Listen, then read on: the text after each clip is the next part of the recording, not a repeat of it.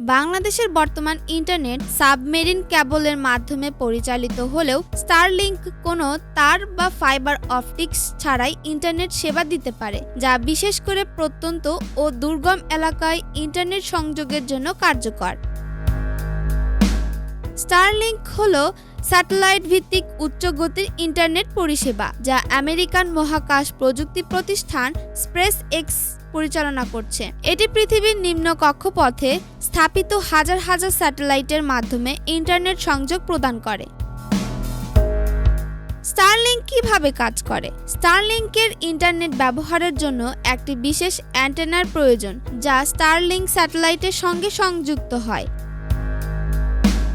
গ্রাহকের অ্যান্টেনা আকাশে থাকা স্টারলিংক স্যাটেলাইটের সঙ্গে সংযুক্ত হয়। স্যাটেলাইটগুলো স্টারলিংকের গ্রাউন্ড স্টেশনের মাধ্যমে ইন্টারনেটের মূল সার্ভারগুলোর সঙ্গে সংযোগ স্থাপন করে। রাউটারের মাধ্যমে গ্রাহক ওয়াইফাই বা ল্যান্ড কেবলের মাধ্যমে ইন্টারনেট ব্যবহার করতে পারেন। ডাউনলোড স্পিড 25 থেকে 220 Mbps, আপলোড স্পিড 5 থেকে 20 Mbps, ল্যাটেন্সি 20 থেকে 50 মিলিসেকেন্ড। ফাইবার সংযোগ তুলনায় বেশি, কিন্তু সাবমেরিন কেবলের তুলনায় ভালো। স্টারলিংকের খরচ কত? স্টারলিংক সংযোগ পেতে কিছু সরঞ্জাম কিনতে হয়, যা একবারেই কিনতে হবে।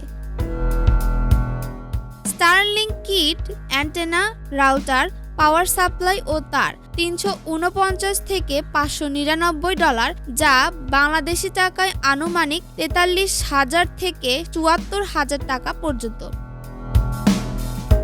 সাধারণ গ্রাহকের জন্য $120, প্রায় 15,000 টাকা। কর্পোরেট ও বিজনেস গ্রাহকদের জন্য এর দ্বিগুণ বা তার বেশি হতে পারে।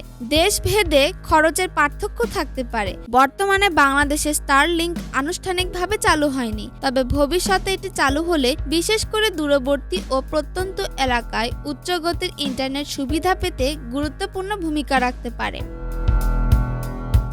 স্টারলিংকের সুবিধাগুলো: কেবল বা ফাইবার সংযোগ ছাড়াই ইন্টারনেট ব্যবহার করা যাবে। প্রত্যন্ত অঞ্চলে সহজে ইন্টারনেট পৌঁছে দেওয়া সম্ভব। উচ্চ গতির ইন্টারনেট সুবিধা। এর চ্যালেঞ্জগুলো: খরচ তুলনামূলক বেশি। বাংলাদেশে আনুষ্ঠানিক অনুমোদন পেতে সময় লাগতে পারে।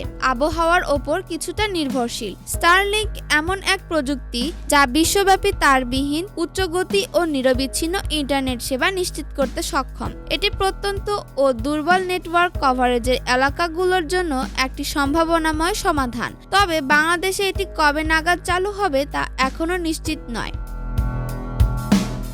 আপনি কি স্টারলিংকের ইন্টারনেট ব্যবহার করতে আগ্রহী? আপনার মতামত জানান। Arshia Alam, RC TV।